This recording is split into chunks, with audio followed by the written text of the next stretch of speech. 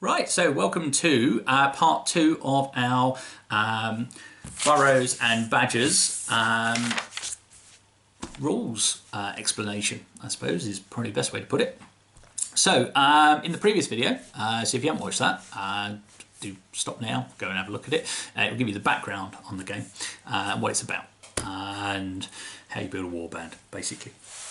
So this is part two, which is looking at the actual rules themselves, and obviously we'll go through that and give you some examples of various bits as we go. So the available actions for each warband are as follows.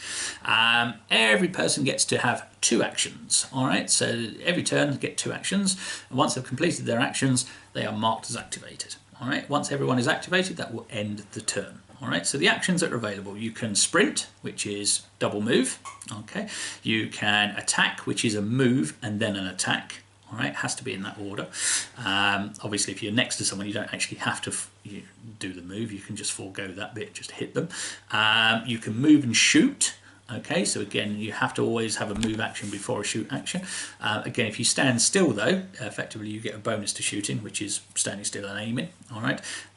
You can move and cast a spell, okay? So the same principle applies there. You can move and search, okay? So if you're looking for something scenario-wise, or you're looking for hidden opponents, then again you can do that. And equally the next one is move and hide.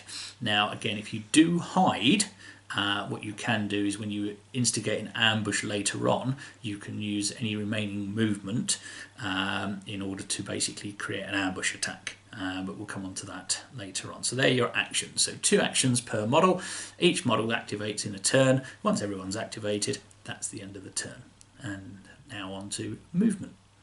Nice and straightforward, this one. Each character within the game has an M value, okay, and that is represented by a dice value. Okay, so again, if you haven't seen the first bit, do go back and check that out because it will become a bit clearer. So for example, I would say, let's have a look. We've got a massive hound, okay, he has a value of D8. Okay, so what does that mean in terms of movement? Right, so because he's got a D8, his movement is 8. Okay, so when you move 8 inches in any direction, all right? Now, the reason it's a D8 is because if you go through terrain, okay? So if you go through any difficult terrain, what you do, you roll the D8, and that is the amount of distance you can move through the terrain, all right? So that's the way that works, all right? So that's why it's got a dice value. Obviously, if you've got D6, then you've got a 6-inch move, and you've got a D6 through difficult terrain. All right, so that's that. Easy peasy. All right. If you have terrain, low-level terrain, so for example, fences, that kind of thing, low bushes, depending on what you've got on your table, as long as it's no more than 2 inches wide and no more than half the height of the model, you can freely go over the terrain with no penalty. Okay, so in the case of a D6, you could just move 6 inches, go straight over it. No problem at all. If it's higher than half your body or wider than 2 inches, i.e. you can't just sort of scoot round, then it's counted as difficult terrain, and as such, you would roll your D6, and that would be the distance that you could move. All right, so that's how that works. If you're going up or across, it's slightly different. Okay, so if you're jumping, or you're climbing, then again you need to do a different roll. All right, so for example, I've moved up to a building in my first action, and my second action is that I want to climb the building. All right, so climbing is used with your nimbleness stat or your N stat. Okay, so again, if it's D8, I would roll a D8, and that is the amount of distance I can climb upwards. Okay, so the dice equals the distance that you can climb. All right, and that is, you're looking at a success to basically climb that. If you don't, so let's say I'm climbing up on top of a roof and it's 4 inches high and I only roll a 3, then you just place a number 3 next to it. You're actually 3 inches up the wall. Okay, so you don't sort of fail and naturally fall down. You're basically 3 inches up the wall, and next turn you'd need to roll your nimbleness again to get up and over onto that. But you'd always pass on a 1, wouldn't you? Okay, so that's climbing. All right. Jumping, slightly different. Okay, so I'm jumping from one rooftop to another. All right. So again, first action would be to the first thing you do is measure the distance. Okay, and obviously in this game you can pre-measure at any point, which is also important. All right, because I need to decide whether it's worth taking one move action to get to the edge to increase my chance, or whether I jump with my first action if I'm an inch away, but I know I've got a decent roll and I'm prepared to use a fate point maybe or whatever, then I can do that. So basically you measure the distance you need to do to clear the gap and place your model on the other side. Okay, so if I manage to clear the distance, i.e. I've rolled more than the gap, then all is well and I land perfectly. If I fail to get the distance required, so let's say I needed that 5 and I've only rolled a 4, then I fall. Okay, and basically you take wounds equal to the amount of inches you've fallen, but you ignore any armor benefits. So for example, if I've fallen 3 inches, I'll take 3 wounds. You still get to minus your natural tough value, but you don't get to add any extras for shield and light armor, that kind of thing, because in this game armor gives you bonuses to your tough stat. Okay, so they're ignored if you're falling. You only take your natural toughness. Okay, so that's basically that part of it. All right, moving in combat. If you're in combat already, you can move up to 2 inches around the model. Okay, so you can basically move your guy around if you wish. Benefit of that is obviously to create open spaces for other people to come and engage. All right, it might also be an advantage to do that in order to get out the way of someone shooting. So rather than them being able to get a clear shot on you, move behind the guy that you're fighting so that effectively it's partial vision to stop them shooting at you. Okay, whilst in combat, which is possible, but there is a risk you'll always hit your own guy. All right.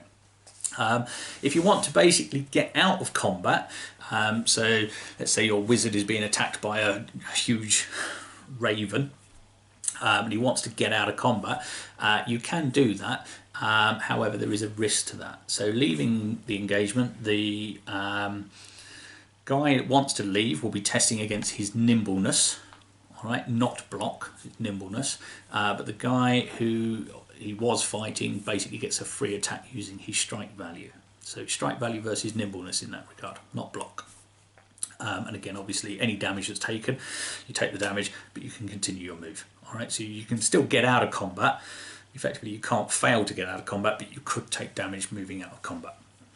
Okay. Other than that, the only other option for move is move, i.e. a sprint. So you basically do 2 moves in the same action. Okay. All right. So that's basically that bit. All right. So that is the end of movement.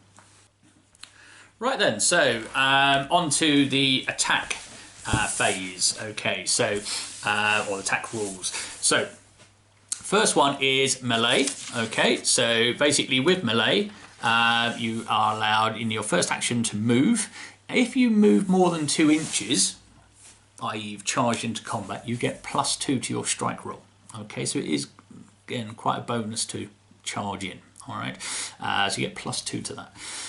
Other modifications, if the combatant is got a, or the defender has an opponent next to him that's not attacking him, then they can assist with the combat. And how they do that effectively is they deduct 1 from the defender's block roll per hostile combatant. So if you're literally surrounded by 3 guys and another guy comes charging in, they will get +2 to their strike. But importantly, the defender will also get -3 to their block, 1 for each hostile that they're in contact with. Okay, so effectively that's a 5-point swing on the strike versus block roll. All right, so that's quite nasty. So again, ganging up is vitally important, and probably the main job of the shrews and the mice is to aid on the big guys beating up the opponents. All right. So effectively what you do in a combat is you look at the strike value of the attacker, and bear in mind again, obviously it's a D number which represents the dice that you roll, and then in turn you're looking at the block value of the defender.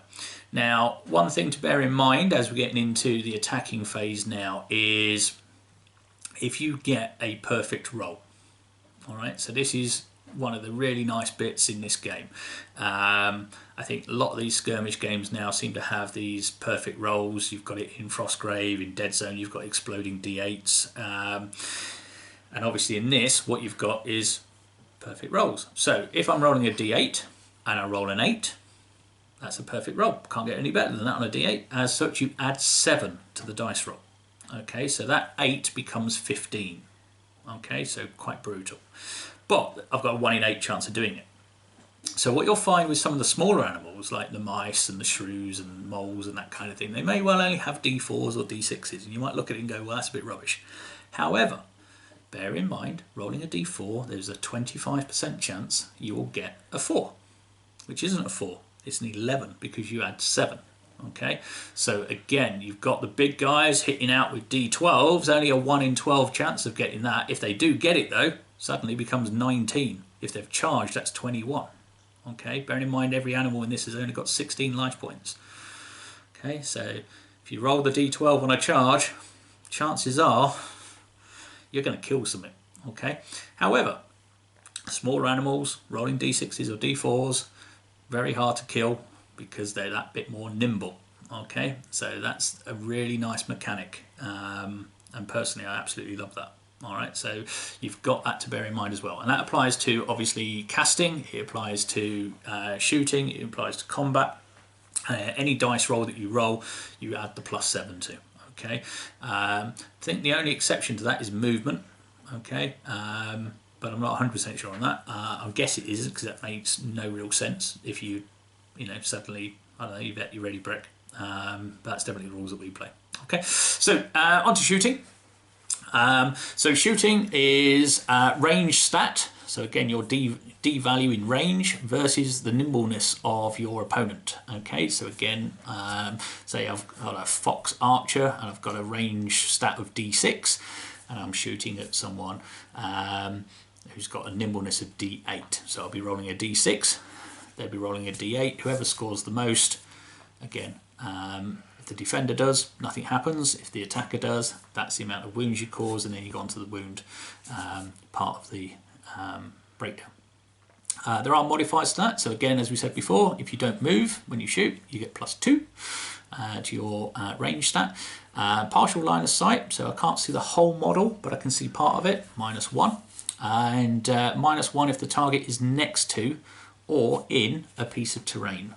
The advantage, obviously, really what that boils down to is obviously if I'm stood next to a fence, I'm getting shot at, I can dive behind the fence, or you know, literally the arrow will hit a part of the fence, that kind of thing. All right, so try and think about that, not necessarily completely next to it, but even just by being next to it, a wall, side of a house, whatever it may be, the fact that there's going to be bits protruding that are going to basically block that. Okay, so that's the way to look at that. All right, so that's the shooting side of it. As we said before, wounds is the difference between your strike value or your range value and the block value stroke nimbleness, depending on which option it is. So again, you take the amount of damage and then you deduct off any modifiers for armor, natural toughness, that kind of thing, and that will give you a result. If it's a negative result, yes, you hit them, but you didn't do any damage. If it's a positive result for the attacker, then you mark off the relevant boxes on the character sheet. And again, as we've said before, every animal in this game has 16 life points. Okay, the benefit of the bigger animals, they get the tough, not so much for the little ones, I'm afraid. Now, obviously, as you take wounds, your stats decline as you get more and more wounded. The increments are 4, 8, 12, 15. Okay, so you can, and for each increment that you go into, you get -1 to all your dice rolls. Okay, so obviously, and that's cumulative. So if you're on 15 wounds, you're near death, then effectively you're getting -4 to all your dice rolls, which isn't good if you're only rolling a d4. Okay, unless you roll a 4, because then it becomes 11. So there you go. All right, so that's basically the wound side of it. Obviously, once you get to 16, that's death. You just remove the model. Okay, and that model is dead. So that's the end of the combat section. So we'll move on to hiding and ambush and routing.